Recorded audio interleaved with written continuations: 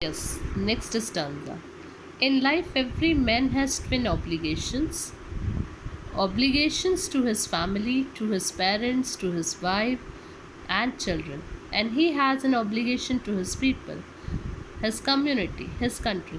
This means obligation means duty. Every person has twin obligation, two duties. One for his family, his parents, his wife, his children, and another for his nation. Okay? Society. Can each man is able to fulfill those obligations according to his own inclinations.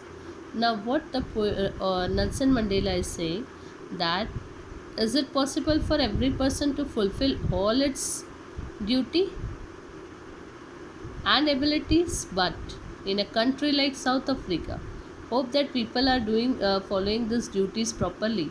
But a country like South Africa, it was almost impossible for a man of my birth and color to fulfill both of those obligations.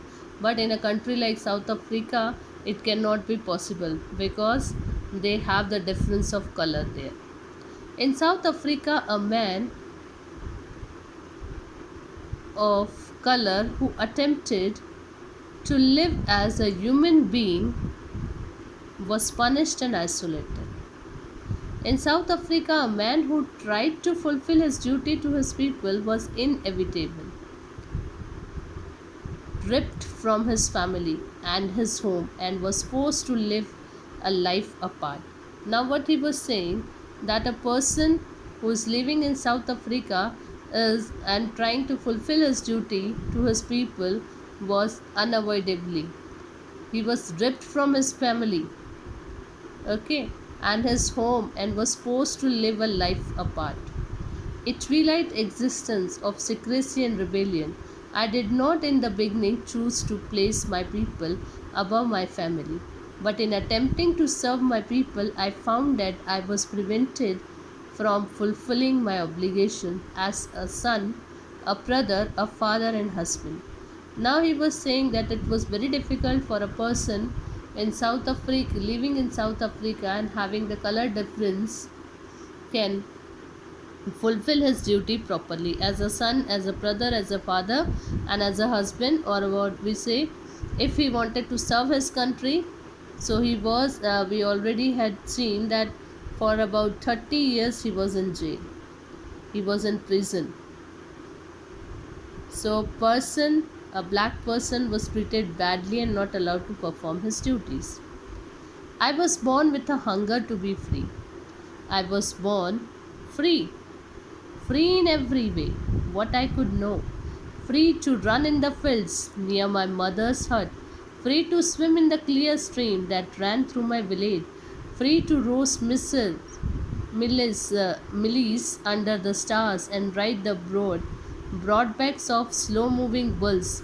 As long as I obeyed my father and abided by the customs of my tribe, I was not troubled by the loss of man or God. Now he said that he was born free with a hunger to be free. He was not born with a hunger to be free. When he came to know that I am free, I am running through the fields, I am able to move here and there, everything, running through my village, and whatever he wanted to do he was doing, but as long as he obeyed his father, he has to follow some rules and regulations given by his father. But now, and he is I was not troubled by the loss of man or God. I should not do anything, whatever my father told me, I did all that things. It was only when I began to learn that my boyhood freedom was an illusion. Now he came to know that his boyhood freedom was an illusion. How it was illusion? Illusion means something that appears to be real but it is not.